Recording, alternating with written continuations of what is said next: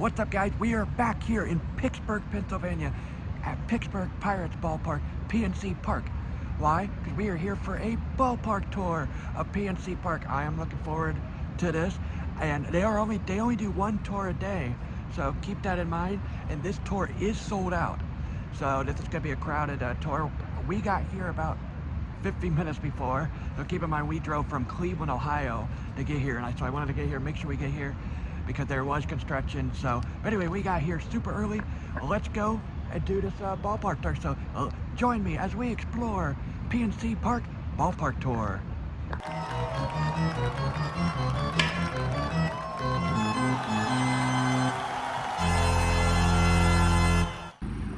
We're behind right field outside the stadium, outside the ballpark, and you're literally right on the water.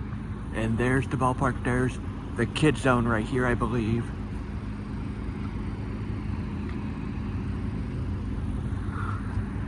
And Kyle Schwarber in the 2015 wild card game hit a home run right here at Three River. And there's baseballs all along outside the ballpark at the right field. And you could just walk all day on here. This is cool. We've seen bikers, we've seen runners.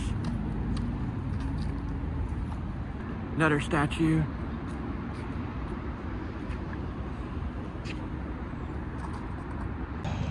Alright guys, we just got in the ballpark and we got a new lanyard.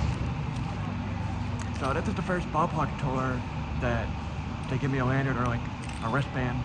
So now we are in right field. There it is.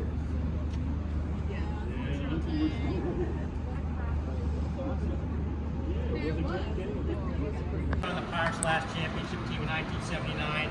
He was the oldest guy on the team by far. All the young guys looked up to him.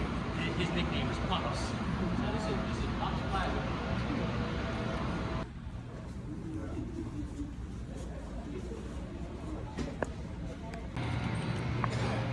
Here's your city view.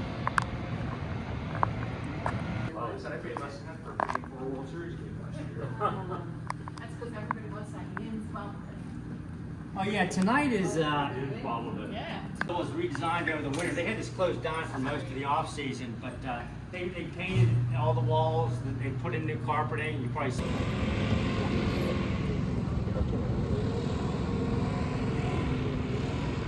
The Pirates from 1969, and I'm sure it's worth a lot of money. I just read recently a Roberto Clemente game-worn jersey from the 1960 World Series sold for $255,000. So I would bet this is worth, I'd say, at least $100,000. I've tried to take it off. I can't get too far with it. It's really on it, but that's really cool. Yeah, Kat? Because you know, they only played day games back then, so that'd be like wearing your Christmas sweater out in the middle of August. And the only thing they had to protect themselves from the sun was that blue collar there. But I always tell the kids, look, they had a pocket here for their cell phones. That's where they kept their tobacco products. Guys had some bad habits back then.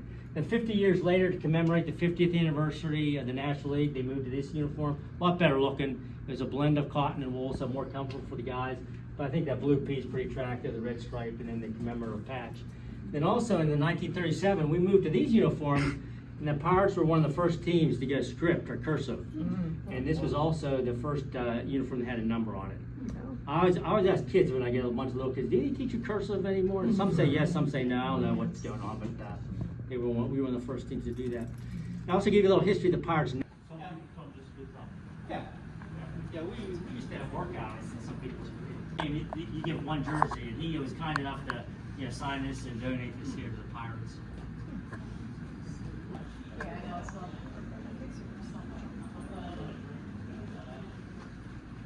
Go ahead.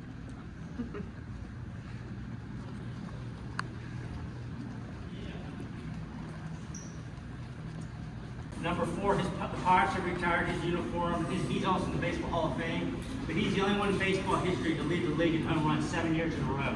Unfortunately, he played for the Pirates in the late 40s, early 50s. We were last. I want to point this out. They obviously have their own lounge separate from the Pirates and the visitors team. But I always like to point out there's Braille here because some of these guys have eyesight issues. So they actually have Braille on all the signage here throughout the ballpark. This is our manager's office here, Jim Leland. Or not Jim Leland, showing your age. Showing your age. Yeah, I was going to talk about Jim in a couple minutes here. Derek Shelton. Derek said this is his 5th year with the Pirates. And pretty soon here, it's our hitting coach, right?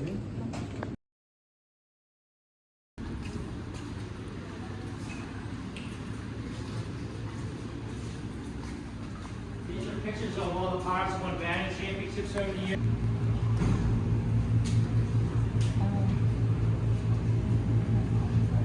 Here comes your card coming up. Here. Like a champion at Notre Dame. A lot of the ball players don't hit that for inspiration. So we're going to head down into the Pirates dugout.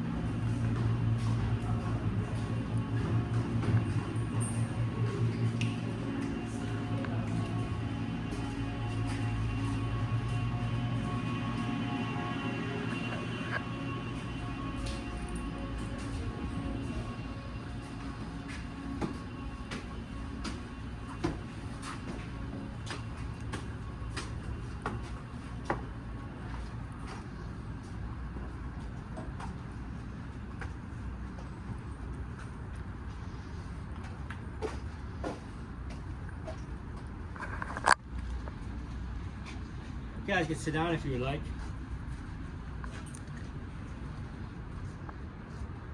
Right after he hit this, we find out he was a cheater. He was using a cork bat, and he was also involved in that steroid nonsense. A-Rod, Bonds, all those guys. So, but nevertheless, he did hit one 484 feet. Right here? Yeah, right here. But this wasn't here at the time, but there's something else here. I want to show you the bullpen. Okay, these are the bullpens here. They call them stacked bullpens. They're right on top of each other. The one closest to us with the P is obviously the Pirates. The one closest to the field is the visitors. When the ballpark first opened, the visitors were back here. The Pirates were close to the field, but supposedly some drunken fans used to throw beer on the visitors, so they switched the order. Also notice these plants here. The players they grow peppers and tomatoes. They got a lot of free time out here, so they grow